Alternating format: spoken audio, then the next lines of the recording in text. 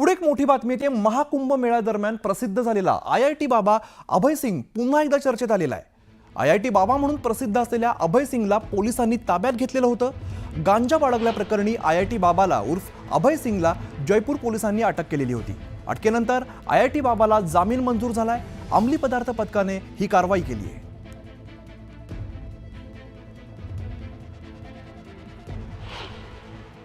नहीं वो आपको प्रेस कॉन्फ्रेंस आपको ही बुलाएगी ना। आप पुलिस की कार्रवाई को किस तरह देखते हैं?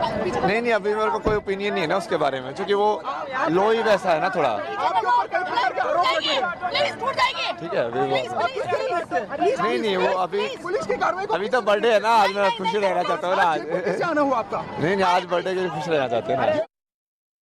औरंगजेबाबत सपाचे नेते अबू आझमी यांनी केलेल्या वादग्रस्त विधानाची। औरंगजेबच्या काळामध्ये भारतात अनेक मंदिरं बांधण्यात आली। त्यावेळेला भारतीय अर्थव्यवस्थेचा विकास दर 24% इतका होता असं अबू आझमी यांनी म्हटलेलं आहे। औरंगजेब क्रूर नव्हता, उत्तम प्रशासक होता।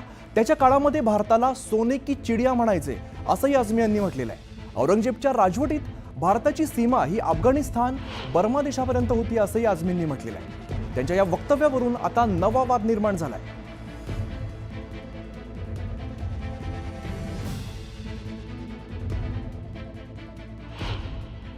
ये सब गलत हिस्ट्री दिखाई जा रही है।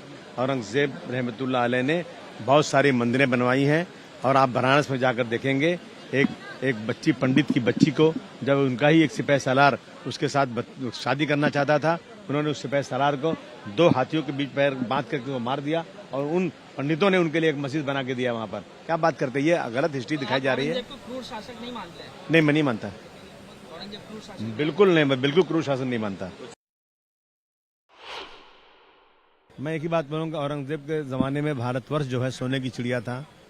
हमारी सरहद जो है अफगानिस्तान बर्मा तक बढ़ी हुई थी, समझा आपने।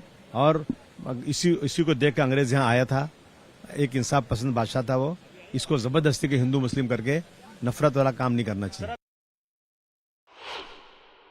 धर्मवीर संभाजी महाराजांना हलाल करून ज्याने मारलं औरंगजेबाने त्याचं उदात्तीकरण करणं खरं म्हणजे अतिशय दुर्दैवी आहे। निषेध जेवढा याचा करू तेवढा थोडा आहे।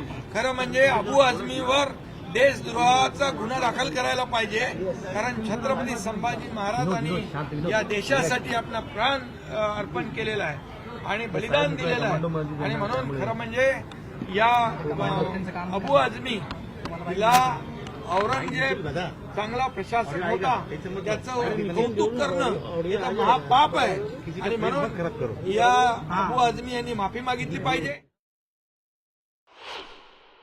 कायद्याची गरज नाहीये। कायदा म्हणजे महाराष्ट्र तुम्हाला महाराजांचा अपमान करतो, याच्यावर कायदा पाहिजे। आता ते सोलापूरकर बोलले त्यांच्यावर कारवाई होणार आहे, ते कोरटकर की कोण बोलले त्यांच्यावर कारवाई होणार आहे। मग अबू आझमी असतील, कोरटकर असतील, सोलापूरकर असतील, तिघांवर कारवाई झालीच पाहिजे। त्यांना बेड्या ठोकल्याच गेल्या पाहिजे। कुठेही पळून गेले असतील जे। आता बघा काही ठराविक लोक विमानात तुम्हाला बँकॉकला जाताना 5 तासात सापडतात, मग जे महाराजांचा अपमान करतात ते नाही सापडत तुम्हाला।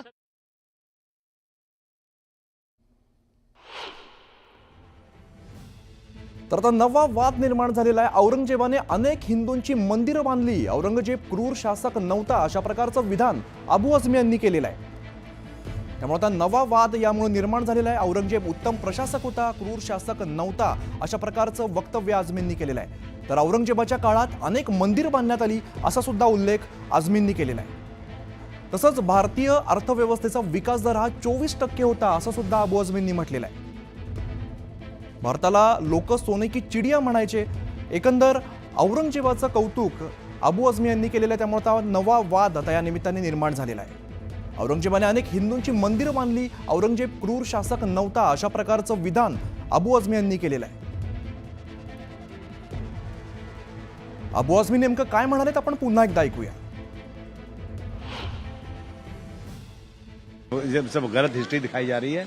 औरंगजेब रहमतुल्लाह अलैह ने बहुत सारी मंदिरें बनवाई हैं और आप बनारस में जाकर देखेंगे एक बच्ची पंडित की बच्ची को जब उनका ही एक सिपाही सालार उसके साथ शादी करना चाहता था, उन्होंने उस सिपाही सालार को 2 हाथियों के बीच पैर बांध करके वो मार दिया और उन पंडितों ने उनके लिए एक मस्जिद बना के दिया वहां पर। क्या बात करते हैं, ये गलत हिस्ट्री दिखाई जा रही है। क्रूर शासक नहीं मानते हैं? नहीं मैं नहीं मानता, औरंगजेब क्रूर शासक बिल्कुल नहीं, मैं बिल्कुल क्रूर शासन नहीं मानता। मैं एक ही बात बोलूंगा, औरंगजेब के जमाने में भारतवर्ष जो है सोने की चिड़िया था।